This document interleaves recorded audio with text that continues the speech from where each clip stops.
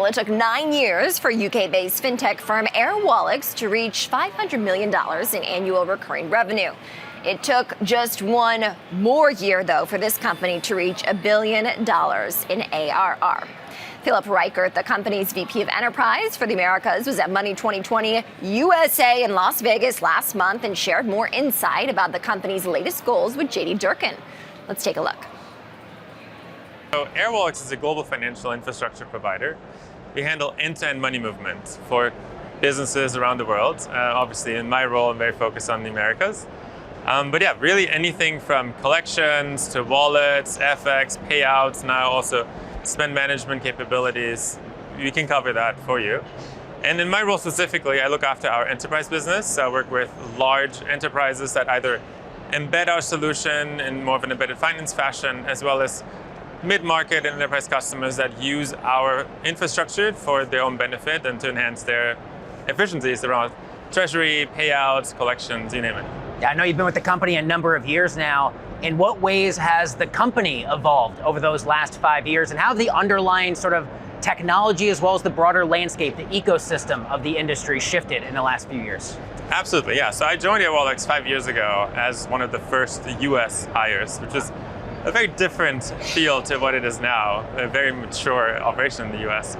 Airwallex has always been very ambitious. Like, one of the things that attracted me to Airwallex was this grand vision of re-architecting and rebuilding global financial infrastructure. And so if I look back at the last 5 years, we've achieved a huge amount of that vision already. Certainly not done yet, but very much matured in that regard.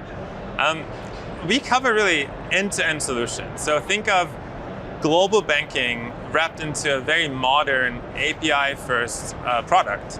That's what we handle. And added a lot of products around the last 5 years, but also added and expanded into many more regions, including in the Americas, which we're very excited about. We announced, of course, Mexico, Brazil last year, but we're continuously adding more regions as well.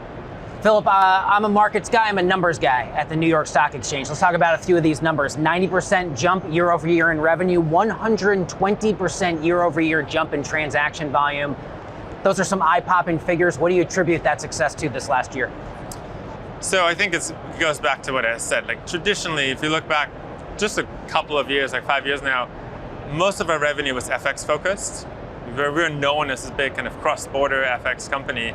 We've added a lot of additional financial products to our suite of products, be that acquiring, be that issuing, be that other solutions, including SaaS products that are contributing to that phenomenal growth. And it's been very exciting. Yeah, one of those acquisitions, OpenPay. Talk to me specifically about how that deal came together, and what ultimately, Philip, do you feel you can do now after that deal that maybe you could not do before? Absolutely. So OpenPay was a very strategic decision and acquisition for us. We decided to buy versus build, and really OpenPay is very well aligned to help us expand our analytical, our orchestration footprint, and just gives us more flexibility around how we bill and how we offer billing as a solution to our customers. Talk to me about your state of borderless finance report. You pulled in data from tens of thousands of global customers. What did that survey ultimately tell you, and what do you do with the information that you learned? Yeah, I mean, we're very privileged position to have like hundreds of thousands of customers around the world. That gives us access to really good insights into how money flows, how businesses operate. And what we found is that LATAM is growing very drastically. EMEA is growing as an additional source of fund and also a source of trade.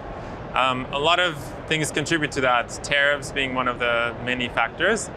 And yeah, what we do with that information is like we add capabilities as we see trends emerge in the market. So opening up offices in LATAM is, of course, something we talked about already, but also expanding throughout Europe. We added a lot of capabilities with additional funding currencies in the European market, and just following what our customers want and where the market is moving.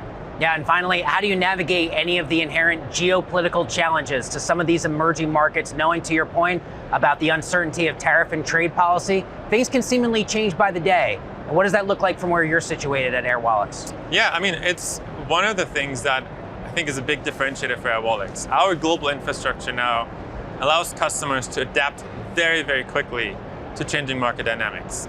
Might be that shifting your trading hub, your logistics hub, or just having to very quickly sign new agreements with providers in other markets.